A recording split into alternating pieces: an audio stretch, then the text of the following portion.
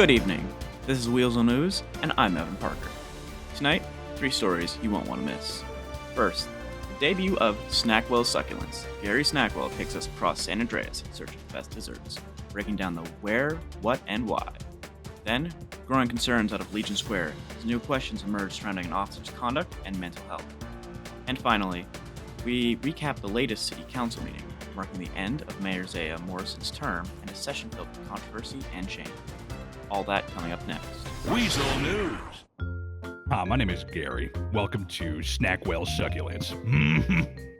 Something that really gets my sweet tooth going. If you're new to this here San Andreas, I gotta recommend a couple of spots for you.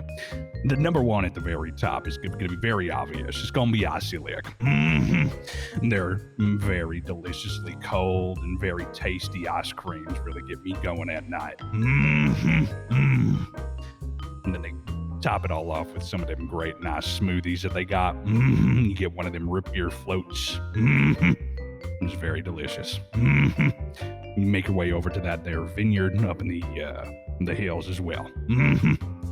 They got some really good pastries there that I like to, it's one of them usually just gets one of my days going right at the start there. Then I like to make my way over to that there cannoli. My God, a cannoli. I love cannoli so much. It's very tender and very juicy on the inside. The grease that comes off the side after they take it out of the air fryer just really, really gets the juices flowing. Other than Succulents and Vineyard, I'm not too sure about anybody else's really good desserts, but those are my top 2 for sure. Let me tell you. Some people think it's what's on the inside of, a dessert.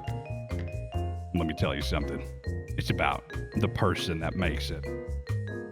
Desserts come in all shapes and sizes, and it's the person that makes them that makes these shapes and sizes.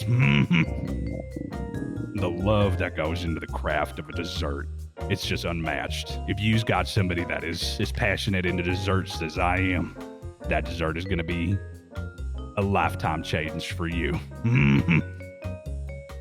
I think anybody that's ever said that there's such thing as too much desserts needs to die a horrible death. My name is Gary. This has been Snackwell Succulents. Stay succulent out there, and don't forget the desserts. And join us next time for Snackwell Succulents, exclusively on Weasel's News. Weazel News. Sometimes, the hardest step is recognizing you need help. At Parsons Rehabilitation Center, we provide a safe, supportive environment for those facing challenges with substance abuse, stress, and mental health issues. Our experienced team is here to guide you through recovery with personalized care, discretion, and compassion. Because recovery isn't just about getting better, it's about moving forward. Parsons Rehabilitation Center. Recovery, renewal, real life. It's good for your health. Weazel News. I'm having a mental episode. Okay. Good evening. We're following a developing incident out of Legion Square. According to those on scene, an officer drew a rifle and ordered an unarmed individual into handcuffs, while also aiming the weapon toward nearby civilians, including a reporter and a local business owner. Those present say the situation escalated quickly, raising concerns about public safety in a crowded area. The officer alleged the individual was in possession of a PD rifle, a claim later supported by an image presented at the scene. However, no other individuals reported seeing a firearm. I don't see one. You don't see one. And questions have since been raised regarding the authenticity of that image. Following the encounter, the officer was heard shouting about fake news and referencing the Copperheads, further adding to concerns about the officer's conduct and mental health. The news is fake, everyone. The news is fake. Like, about the Copperheads. Yeah, lie about some more information, motherfucker. The incident has sparked questions about accountability, as no clear explanation or follow-up was provided after the situation concluded. Weazel News spoke with Derek Phillips, director of Parsons Rehabilitation Center, who shared his insight into how withdrawal and related conditions can affect behavior, and could potentially show responsibility towards the incident that occurred in Legion Square. Hello, my name is Derek Phillips. I am the director of the Parsons Rehabilitation Center, an employee of the Pillbox Medical Center. Now, withdrawal is an occurrence when the body is deprived of something that, such as an addictive substance, be it a cocaine, an amphetamine, a meth, a crack, a weed, or, and it is generally bad for the health, both mental and physical. Now, some of the symptoms of withdrawal from an emotional standpoint are things like rapid mood changes, insecurity,